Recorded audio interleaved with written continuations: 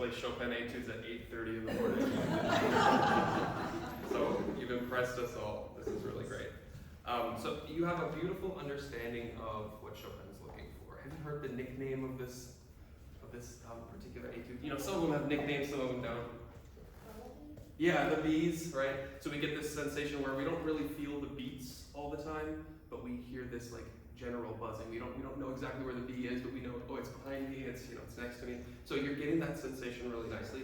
The way we do that is by kind of making sure that things don't feel too vertical, too beady. And I really like that you're doing that. I do think that there would be some places where it'd be nice to feel a little bit more of the pulse, because sometimes when we do get a hint of that kind of vertical pulse, it gives us a little more clarity on what we're listening to, so we can hear the melodic details a little bit. Because we never want to play in a way where it's just texture, or it's just this sensation. We also want to bring out some of the singing lines here. So let's start really simply, which is the fact that this is an etude, all right? And most etudes, as you know, are designed to help us with a particular skill. So maybe for some of the audience members who don't know this piece so well, could you talk about maybe what sorts of technical, not issues, but technical techniques, if that's a thing, that this helps us work on? So like if, actually this part where the right hand, it goes like pretty smoothly. If you make it flow, it doesn't feel hard. It's very easy to play actually. It's one of the easiest things to do in the piece. That's right. So it's just, I think you're underselling how difficult the piece is. But you're right, Amelia. We want this very light touch, that just kind of where you're skirting by the keys, you're not getting stuck in the keys. And I think you're doing that beautifully. I'm really interested in the rhythm of the left hand. First of all, our time signature is cut time, right? Which means that we should feel like a sense of balance between each measure, right? Kind of a 2 plus 2 in each measure. But what's the problem with the left hand? The left hand isn't 2 plus 2, it's what? It's a group of 3 plus 3, right? So is it the left, should we feel this? 1 and 2 and, or 1, 2, 3, 1, 2, 3, or 1, 2, 3, 4. How do we know which of those we should be in? Well, of course, the left-hand bass notes would be more prominent in here. So I would say the 1, 2, 3. Yes, so the left hand feels like it's in maybe 6/8, like 1 and 2, and like Amelia saying 1, 2, 3, 1, 2, 3. But the pulse, right, the time signature, he was very careful. He did not write this in 6/8, did he? He wrote it in cut time. So what I think you're right about the fingers being kind of a prominent issue in this piece, something to work on, but also feeling this kind of mismatch between the meter, which asks us to feel 1 and 2 and the left hand, which is 1, 2, 3, 1, 2, 3. So where do those line up? Because they don't, the two, the right hand and the left hand don't line up on beat 2, do they? No. There's nothing happening in the left hand on beat 2. So where do they line up in the measure? On the beginning of the measure and at the middle of the measure. Yes. So on the big beat 1 and big beat 2. Okay. So what we want to feel is the hands aligning at the midpoint of the measure. All right. So if you could stand up for a second, I'll show you what I mean. So when I practice this slowly, I try and not emphasize the downbeats, but emphasize those second beats. Feel that the hands come together there. So we have a little bit of a swell to the second that beat, and again we de-emphasize this downbeat, and we go to that downbeat.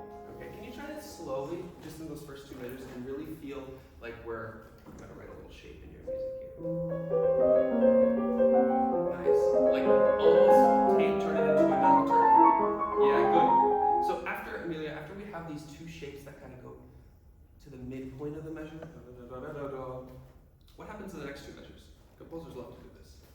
It's a crescendo. It's a longer shape. It's a longer shape. Yep, so this is a longer shape. So after 2 measures of going of each measure being its own shape, kind of going towards the midpoint and away from the midpoint, this one goes all the way through that first measure and to the downbeat of the next. So I want to hear the hands kind of check in there, midpoint of the first measure, the midpoint of the second measure, and then not in the third measure, but go all the way to the downbeat of the fourth measure. Okay, can you try that in your slightly slower tempo? Oh, yeah, let's go all the way back to the beginning. To there, then to there, and then keep it going all the way to there. That's really nice, yeah. So we call this a sentence structure. We have 1 plus 1 plus 2. All right. And when you've got lots of notes like this, you have to give the audience something to latch onto. So we're going to latch onto those really clear shapes that you're making. Okay. Try it now in your tempo.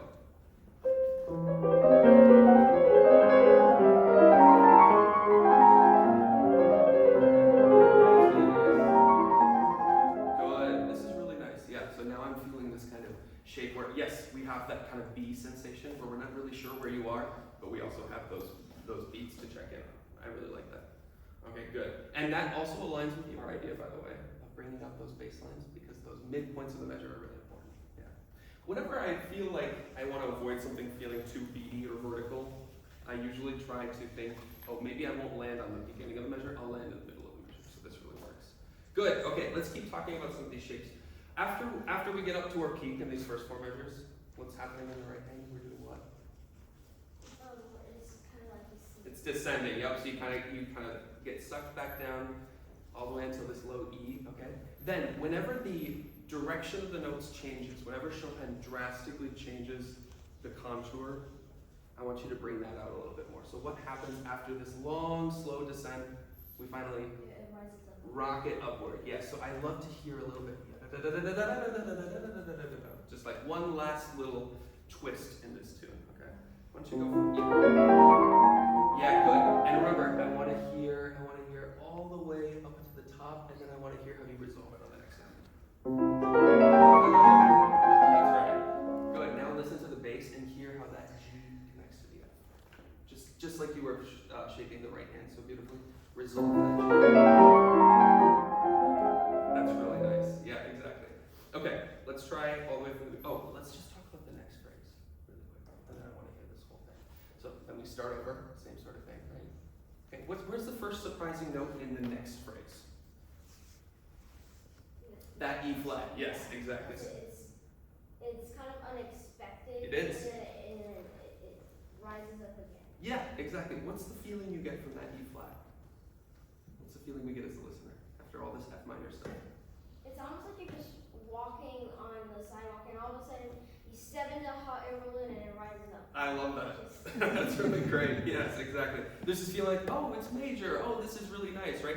And I want you to let that, when you get to that first hint of major, right, and then you kind of climb upwards, I want this to be a little bit more expressive. Can you play that slowly just so everyone can hear it? That's really nice, yeah. Really beautiful. That's really nice. So make this moment special. We hear the E flat, and then it blossoms upwards. And you know, when Chopin writes this, normally that refers to what? L.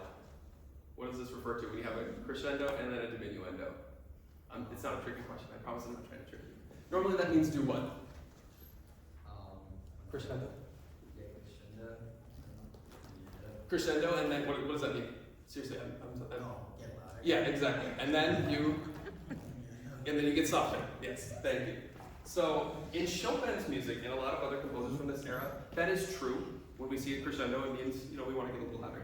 But it also has something to do with the timing. When composers write this in this era, usually that midpoint right between the crescendo and the diminuendo is the most expressive spot. And where does that fall, Amelia? Does it fall at the beginning of this major or at the very top? At the very top, yes. So that's another hint that we're going to blossom there. Okay. And after you get all the way up there, then you have a nice slow descent. Okay. So we have a 1 measure to crescendo and then 2 whole measures to come down. So I want you to pace that descent a little bit more. So can we try right here? Nice. Stay there and enjoy it. One more peak. Really good.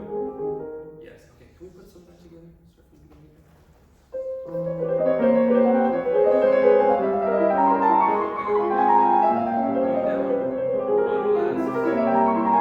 Bring it back.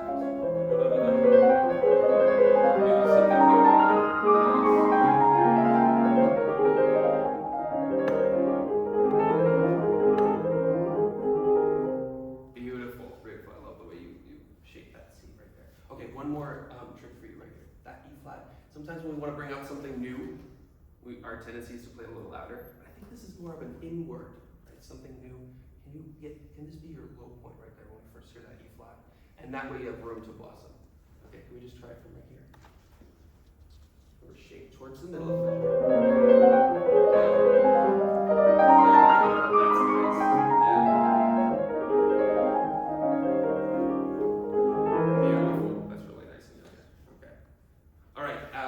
finally arrive at A flat major, and we celebrate with all these.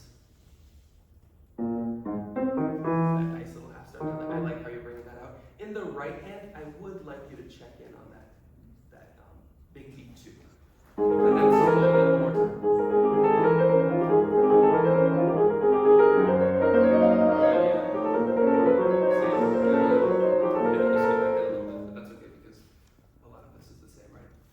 Which brings me to a new topic, which is we get this theme how many times in the piece?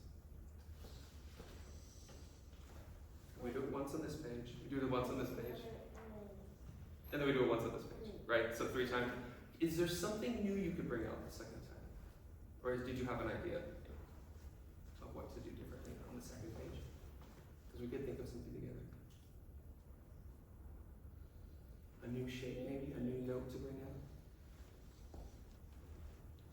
Maybe like this instead of a middle, we could try the start. A little bit more. Sure, yeah, good, very nice.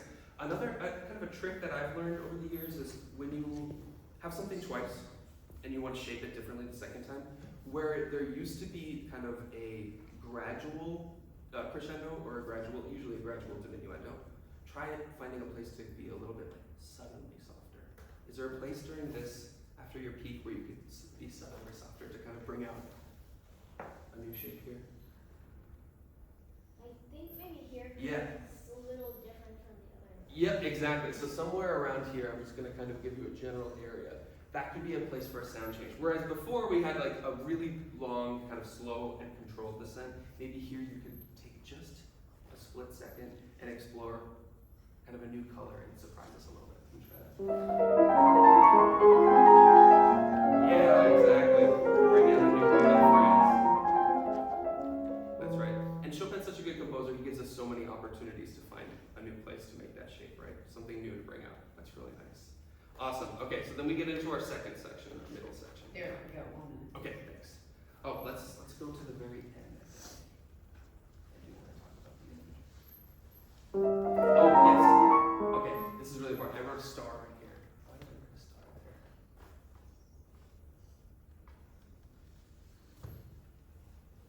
Is there something new? Are there any new notes? Wait, is it up here? Oh, sorry, it's right here. Are there any new notes from the last time? No new notes that I can see. It's still the same, but here it's like portato. That's right. Got So we've got some portato notes, which if you don't know means a slur with staccatos underneath it. And that's one of the most confusing things that we see in music notation, because every composer means it a little bit differently. In Chopin, we usually take that to mean a little bit of rubato. So Chopin wants those notes in particular to have a little bit of rubato. And it kind of matches the way, like, when we think of when we're playing rubato, we do kind of play it with like a slur with some staccato, where you kind of get hung up on those notes. Could you stand up for 1 second? I know I'm just right here. I think you could enjoy that. He gave you the indication to enjoy that for one last try, and I'd love to hear that brought up a little bit. Oh, can you kind of clear the pedals so we can hear it? That's really nice, yeah. Experiment with your teacher, something like one last little surprise for the audience of something that we've now heard for the 3rd time. And that'll add so much to your performance, which is already really delightful. So thank you for playing for us, Amelia.